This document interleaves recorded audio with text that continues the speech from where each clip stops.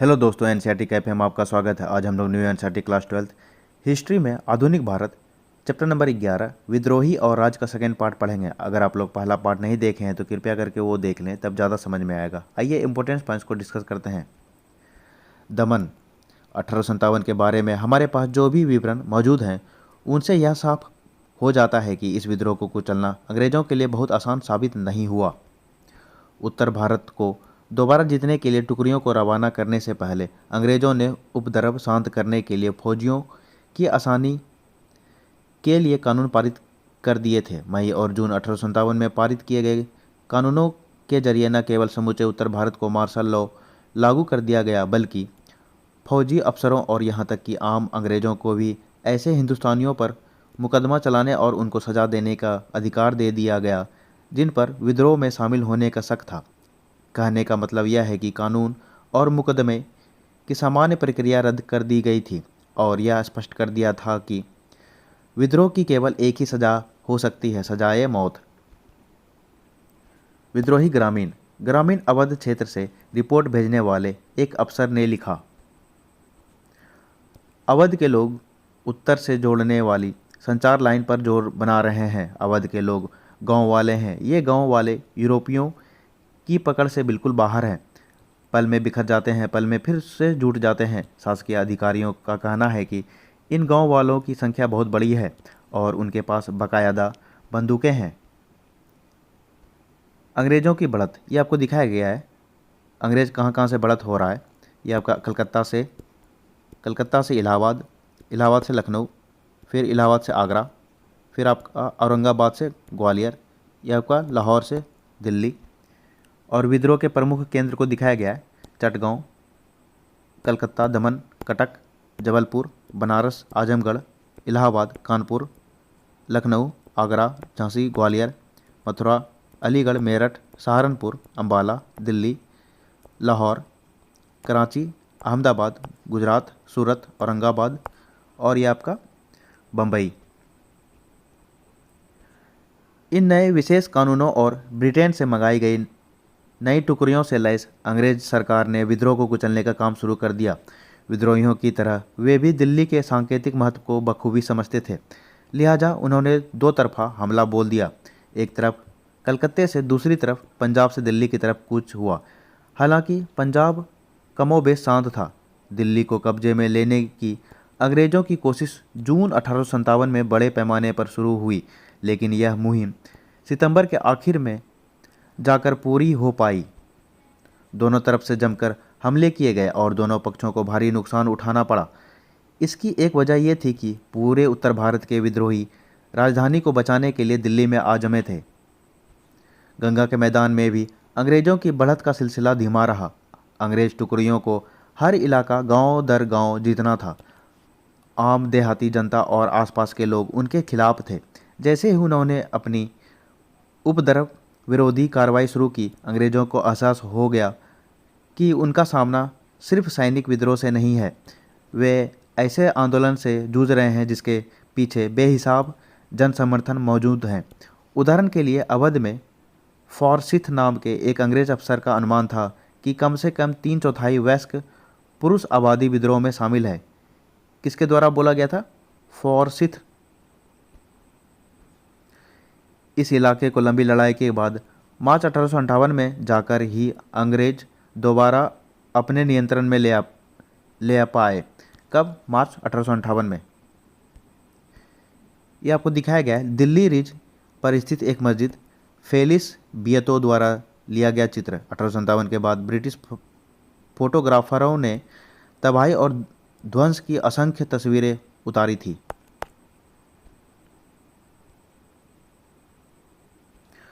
अंग्रेज़ों ने सैनिक ताकत का भयानक पैमाने पर इस्तेमाल किया, लेकिन यह उनका एकमात्र हथियार नहीं था। वर्तमान उत्तर प्रदेश के एक विशाल भूभाग में बड़े भूस्वामियों और काश्तकारों ने मिलकर अंग्रेज़ों का विरोध किया था। अंग्रेज़ों ने इस एकता को तोड़ने के लिए बड़े जमींदारों को आश्वासन दिया कि उन्हें उनकी जागीरें लौटा दी जाएंगी। विद्रोह का रास्ता अपनाने वाले जमींदारों को ज़मीन से बेदखल कर दिया गया और जो वफादार थे उन्हें इनाम दिए गए। बहुत सारे जमींदार या तो अंग्रेज़ों से लड़ते लड़ते मारे गए या भाग कर नेपाल चले गए, जहां उन्होंने बीमारी और भूख से दम तोड़ दिया। सिकंदराबाग चित्रकार फेलिस बिएतो 1858। यहाँ हमें एक ज़माने में नवाब वाजिद अली शाह द्वारा बनवाए गए रंग बाग फ्लेजर गार्डन के खंडहरों के 4 आदमी दिखाई दे रहे हैं। 1857 में इसकी रक्षा करने वाले 2000 से ज़्यादा विद्रोही सिपाहियों को कैंपबेल के नेतृत्व में ब्रिटिश सैनिकों ने मार डाला था। आहते में पड़े नर कंकाल विद्रोही की निरर्थकता की एक ठंडी चेतावनी देते हैं। यह आपको दिखाया गया है खंडहर।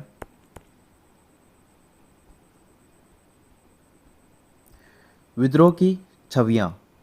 हम इस विद्रोहियों की गतिविधियों और उन पर किए गए दमन के तरीकों के बारे में किस तरह जान सकते हैं। जैसा कि हम पीछे देख चुके हैं, विद्रोहियों की सोच के बारे में हमारे पास बहुत कम दस्तावेज मौजूद हैं। हमारे पास विद्रोहियों की कुछ घोषणाएं, अधिसूचनाएं तथा नेताओं के पत्र हैं, लेकिन अब तक ज़्यादातर इतिहासकार अंग्रेज़ों द्वारा लिखे गए दस्तावेजों की रोशनी में ही विद्रोहियों की कार्रवाइयों पर चर्चा करते आ रहे हैं। यह तो है कि इस बारे में सरकारी ब्यूरों की कमी नहीं है। औपनिवेशिक प्रशासक और फौजी अपनी चिट्ठियों, डायरियों, आत्मकथाओं और सरकारी इतिहासों में अपने अपने ब्यौरे दर्ज कर गए हैं। असंख्य मेमो और नोट्स, परिस्थितियों के आकलन एवं विभिन्न रिपोर्टों के जरिए भी हम सरकारी सोच और अंग्रेज़ों के बदलते रवैये को समझ सकते हैं। आज इनमें से बहुत सारे दस्तावेजों को सैनिक विद्रोह रिकॉर्ड्स पर केंद्रित खंडों में संकलित किया जा चुका है। ये दस्तावेज हमें अफसरों के भीतर मौजूद भय और बेचैनी तथा विद्रोहियों के बारे में उनकी सोच का पता देते हैं। ब्रिटिश अखबारों और पत्रिकाओं में इस विद्रोह की जो कहानियाँ छपी, उनमें सैनिक विद्रोहियों द्वारा की गई हिंसा को बड़े लोमहर्षक शब्दों में छापा जाता था। ये कहानियाँ जनता की भावनाओं को भड़काती थी तथा प्रतिशोध और सबक सिखाने की मांगों को हवा देती थी। अंग्रेजों और भारतीयों द्वारा तैयार की गई तस्वीरें सैनिक विद्रोह का एक महत्वपूर्ण रिकॉर्ड रही है। इस विद्रोह के बारे में कई चित्र, पेंसिल से बने रेखांकन, उत्कीर्ण चित्र, पोस्टर, कार्टून और बाजार प्रिंट उपलब्ध हैं। आइए उनमें से कुछ को देखें और जानें कि वे हमें क्या बताते हैं। रक्षकों का अभिनंदन। अंग्रेजों द्वारा बनाई तस्वीरों को देखने पर तरह तरह की भावनाएं और प्रतिक्रियाएं पैदा होती है। उनमें से कुछ में अंग्रेजों को बचाने और विद्रोहियों को कुचलने वाले अंग्रेज नायकों का गुणगान किया गया है। 1859 में थॉमस जोन्स बार्कर द्वारा बनाया गया चित्र रिलीफ ऑफ लखनऊ की राहत इसी श्रेणी का एक उदाहरण है। यह आपका इंपॉर्टेंट हो गया। रिलीफ ऑफ लखनऊ किसके द्वारा? थॉमस जोन्स बार्कर द्वारा। कब? 1859 में। यह आपका इम्पोर्टेंट है। 1859 में क्या था? मैनचेस्टर कॉटन कंपनी स्टार्ट किया गया था ब्रिटेन के द्वारा। द रिलीफ ऑफ लखनऊ चित्रकार थॉमस जोन्स बार्कर 1859। यह आपको दिखाया गया चित्र। विद्रोही टुकड़ियों ने लखनऊ पर घेरा डाल दिया तो लखनऊ के कमिश्नर हेनरी लॉरेंस ने ईसाइयों को इकट्ठा किया और बेहद सुरक्षित रेजिडेंसी में पनाह ले ली। बाद में लॉरेंस तो मारा गया, किंतु कर्नल इंगलिस के नेतृत्व में रेजिडेंसी सुरक्षित रहा। 25 सितंबर को जेम्स ऑट्रम और हेनरी हैवलॉक वहां पहुंचे। उन्होंने विद्रोहियों को तितर बितर कर दिया और ब्रिटिश टुकड़ियों को नई मजबूती दी। 20 दिन बाद भारत में ब्रिटिश टुकड़ियों का नया कमांडर कॉलिन कैंपबेल भारी तादाद में सेना लेकर वहां पहुंचा और उसने ब्रिटिश रक्षक सेना को घेरे से छुड़ाया।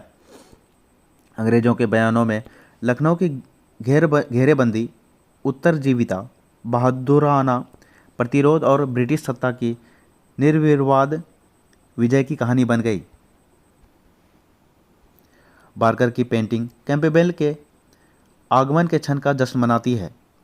कैनवेस के मध्य में कैंपबेल, ऑड्रम और हैवलॉक इन 3 ब्रिटिश नायकों की छवियां हैं। उनके इर्द गिर्द खड़े लोगों के हाथों को देखने पर दर्शक की निगाह चित्र के मध्य भाग की तरफ चली जाती है। ये नायक एक ऐसे स्थान पर खड़े हैं जहाँ काफ़ी उजाला है, जिनके अगले हिस्से में परछाई है और पिछली तरफ टूटा फूटा रेजिडेंसी दिखाई देता है।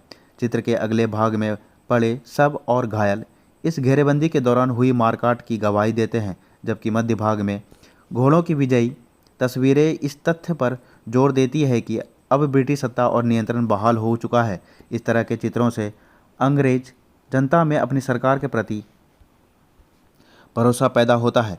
इन चित्रों से उन्हें यह लगता था कि संकट की घड़ी जा चुकी है और विद्रोह खत्म हो चुका है, अंग्रेज जीत चुके हैं।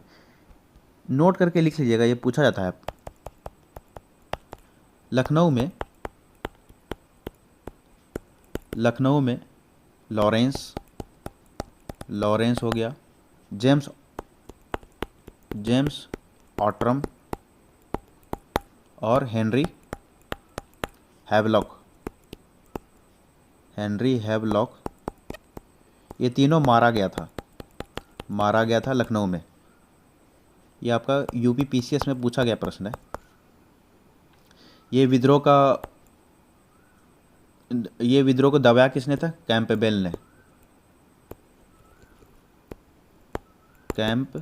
ने दबाया था। और लखनऊ का नेतृत्व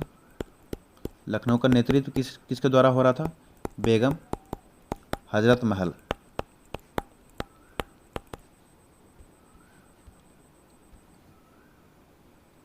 अंग्रेज औरतें तथा ब्रिटेन की प्रतिष्ठा। अखबारों में छपी खबरों का जनता की कल्पना और मनोदशा पर भारी असर होता है। वे घटनाओं के बारे में लोगों की भावनाओं और सोच को तय करती है। भारत में औरतों और बच्चों के साथ हुई हिंसा की कहानियों को पढ़कर ब्रिटेन की जनता प्रतिशोध और सबक सिखाने की मांग करने लगी।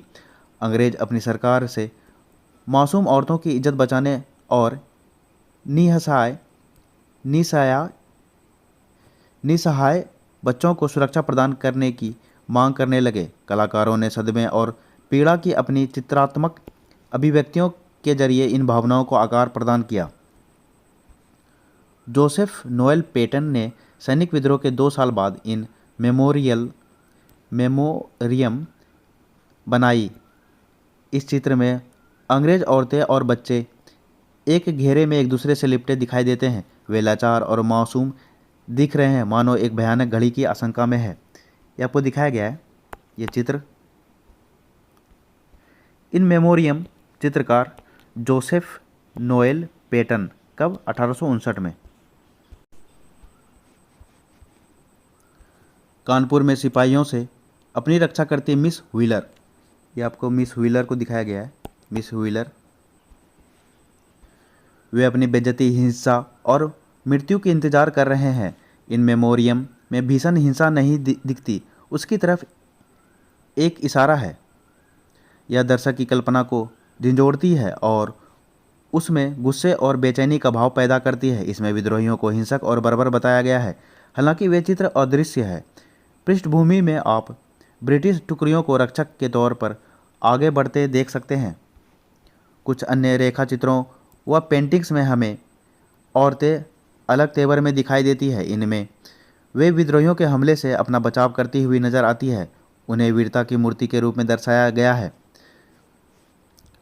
मिस व्हीलर मध्य में दृढ़तापूर्वक खड़ी है। वह अकेले ही विद्रोहियों को मौत की नींद सुलाते हुए अपनी इज्जत की रक्षा करती है। तमाम ब्रिटिश चित्रों की तरह यहाँ भी विद्रोहियों को दानवों के रूप में दर्शाया गया है। यहाँ 4 कद्दावर आदमी हाथों में तलवारें और बंदूक लिए एक अकेली औरत के ऊपर हमला कर रहे हैं। यहाँ इज्जत और ज़िंदगी की रक्षा के लिए औरत एक संघर्ष की आड़ में दरअसल एक गहरे धार्मिक विचार को प्रस्तुत किया गया है। यह इंसानियत या ईसाइयत की रक्षा का संघर्ष है। चित्र में धरती पर पड़ी किताब बाइबल है। ये आपको दिखाया गया है। ये आपका बाइबल ये चित्र को दिखाया गया है।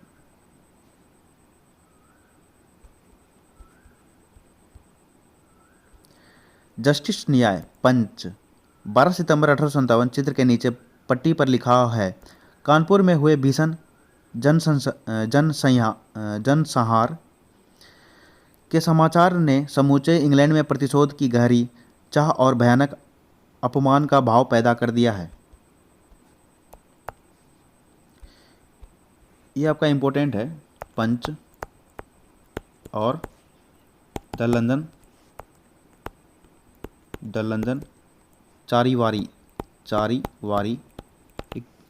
ये किसके लिए फेमस है? अपने कार्टूनों के लिए, कार्टून के लिए प्रसिद्ध है ये।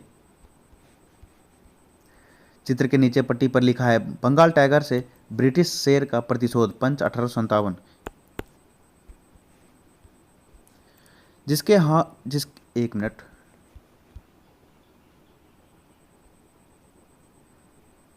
छवि दिखाई देती है जिसके एक हाथ में तलवार और दूसरे हाथ में ढाल है। उसकी मुद्रा आक्रामक है। उसके चेहरे पर भयानक गुस्सा और बदला लेने की तड़प दिखाई देती है। वह सिपाहियों को अपने पैरों तले कुचल रही है, जबकि भारतीय औरतों और बच्चों की भीड़ भय से कांप रही है। इसके अलावा भी ब्रिटिश प्रेस में असंख्य दूसरी तस्वीरें और कार्टून थे जो निर्मम दमन और हिंसक प्रतिशोध की जरूरत पर जोर दे रहे थे। Execution of mutineers at Peshawar, blowing from the guns. Peshawar में विद्रोहियों को मृत्युदंड तोप से उड़ाते हुए। Illustrated London News, 3 October 1857। यहाँ मृत्युदंड का एक दृश्य एक नाटक के रंगमंच जैसा दिखाई देता है। निर्मम सत्ता का नाट्य मंचन। पूरे दृश्य पर वर्दियों में सजे घुड़सवार सैनिक और सिपाही हावी दिखाई देते हैं। उन्हें अपने साथी सिपाहियों की मृत्यु का दृश्य देखना है और विद्रोह के भयानक परिणामों को महसूस करना है। यह आपका पेशावर कहाँ है? तो पाकिस्तान में है। Execution of mutineers at Peshawar, Peshawar में विद्रोहियों को मृत्युदंड। Illustrated London News, 3 October 1857। मृत्युदंड के इस दृश्य में 12 विद्रोहियों एक कतार में लटके हुए हैं और चारों तरफ तोपें तैनात है। यह सामान्य दंड का दृश्य नहीं है, यह दहशत का प्रदर्शन है। लोगों को यह एहसास कराने की कोशिश की जा रही है कि सज़ा किसी बंद जगह पर नहीं बल्कि लोगों के बीच भी दी जा सकती है। उसे खुले में नाटकीय ढंग से प्रस्तुत करना जरूरी था। यह आपको दिखाया गया है किस तरह खुले में मृत्युदंड दिया जा रहा है अंग्रेजों के द्वारा। दहशत का प्रदर्शन, प्रतिशोध और सबक सिखाने की चाह इस बात में भी प्रतिबिंबित होती है कि विद्रोहियों को कितने निर्मम ढंग से मौत के घाट उतारा गया। उन्हें तोपों के मुहाने पर बांधकर उड़ा दिया गया या फांसी पर लटका दिया।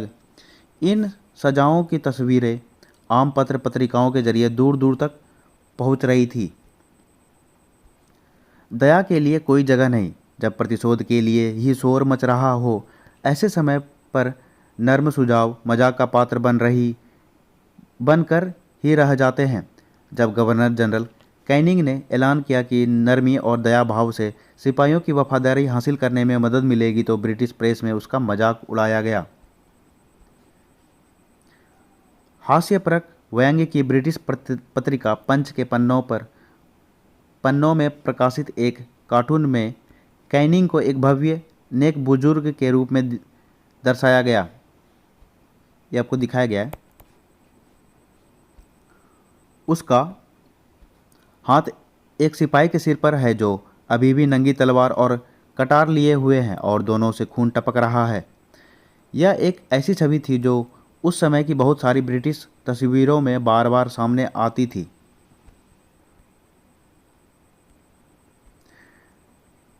The clemency of Canning, Canning का दया भाव, पंच 24 अक्टूबर 1857। नीचे की पट्टी गवर्नर जनरल, बिल्कुल सही। फिर वे उसे घिनौनी बंदूकों से नहीं उड़ाएंगे बरसते वो एक अच्छा सिपाही बनने का वादा करे। यही तस्वीर को दिखाया गया है।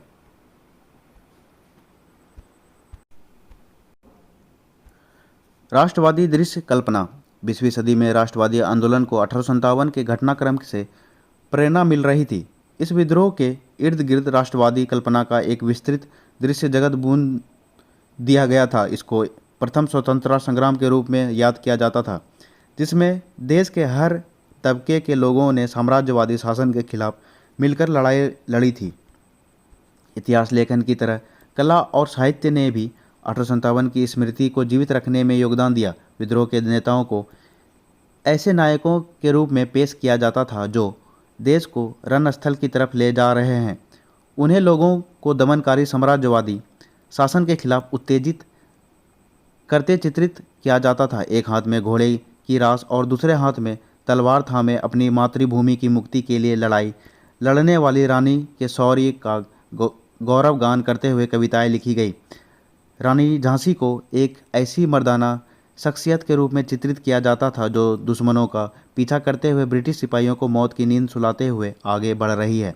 देश के विभिन्न भागों में बच्चे सुभद्रा कुमारी चौहान की इन पंक्तियों को पढ़ते हुए बड़े हो रहे थे। खूब लड़ी मर्दानी जो वो तो झांसी वाली रानी थी। ये किसके द्वारा लिखा गया है? सुभद्रा कुमारी चौहान। ये इंपॉर्टेंट हो गया। सुभद्रा कुमारी चौहान के द्वारा खूब लड़ी मर्दानी वो तो झांसी वाली रानी थी। इन छवियों में रानी लक्ष्मीबाई को पराया फौजी पोशाक में घोड़े पर सवार और एक हाथ में तलवार लिए दिखाया जाता है। अन्याय और विदेशी शासन के दृढ़ प्रतिरोध का प्रतीक। इन तस्वीरों से पता चलता है कि उन्हें बनाने वाले चित्रकार इन घटनाओं को कैसे देखते थे, उनके एहसास क्या थे और वे क्या कहना चाहते थे। इन चित्रों और कार्टूनों के माध्यम से हम उस जनता के बारे में जान सकते हैं जो उन चित्रों की तारीफ और आलोचना करती थी, उनकी नकलों को खरीदकर घरों में सजाती थी। ये तस्वीरें केवल अपने समय की भावनाओं और एहसासों को ही प्रतिबिंबित नहीं कर रही थी, उन्होंने संवेदनाओं को भी शक्ल दी। ब्रिटेन में छप रहे चित्रों से उत्तेजित वहाँ की जनता विद्रोहियों को भयानक बर्बरता के साथ कुचल डालने के लिए आवाज़ उठा रही थी। दूसरी तरफ भारतीय राष्ट्रवादी चित्र हमारी राष्ट्रवादी कल्पना को निर्धारित करने में मदद कर रहे थे। ये आपका एक तस्वीर है। फिल्मों और पोस्टरों ने रानी लक्ष्मीबाई की छवि को एक मर्दाना योद्धा के रूप में स्थापित करने में मदद की है। यह आपका रानी लक्ष्मीबाई। काल रेखा 1801 अवध में वेलेजली द्वारा सहायक संधि लागू की गई। 1856 नवाब वाजिद अली शाह को गद्दी से हटाया गया। अवध का अधिग्रहण कुशासन के आधार पर 1856 ये पूछा जाता है। 1856 से 57 अंग्रेजों द्वारा अवध में एकामुश्त लगान बंदोबस्त लागू। 1857 10 मई मेरठ में सैनिक विद्रोह, ये इंपॉर्टेंट है। 11 और 12 मई दिल्ली रक्षक सेना में विद्रोह। बहादुर शाह सांकेतिक नेतृत्व स्वीकार करते हैं। 20 से 27 मई अलीगढ़, इटावा, मैनपुरी, एटा में सिपाही विद्रोह। 30 मई लखनऊ में विद्रोह, किसके द्वारा? बेगम हजरत महल नेतृत्व की थी ये। मई और जून 1857 सैनिक विद्रोह एक व्यापक जन विद्रोह में बदल जाता है। 30 जून चिन्हाट के युद्ध में अंग्रेजों की हार होती है। 25 सितंबर हैवलॉक और ऑड्रम के नेतृत्व में अंग्रेजों की टुकड़ियों लखनऊ रेजिडेंसी में दाखिल होती है। 1858 जून युद्ध में रानी झांसी की मृत्यु। जुलाई युद्ध में शाहमल की मृत्यु। शाहमल की मृत्यु आपका 1857 में है, 1857 में। तो दोस्तों ये टॉपिक कैसा लगा? अगर कुछ सजेशन देना हो तो कृपया मेरे कमेंट बॉक्स में दे सकते हैं। कृपया मेरे चैनल को थोड़ा सब्सक्राइब भी कर लें और अपने दोस्तों में भी शेयर करें, जिससे वो भी एनसीईआरटी फैक्ट्स को जान सके। धन्यवाद मित्रों, आपका दिन शुभ हो। जय श्री राम, हर हर महादेव।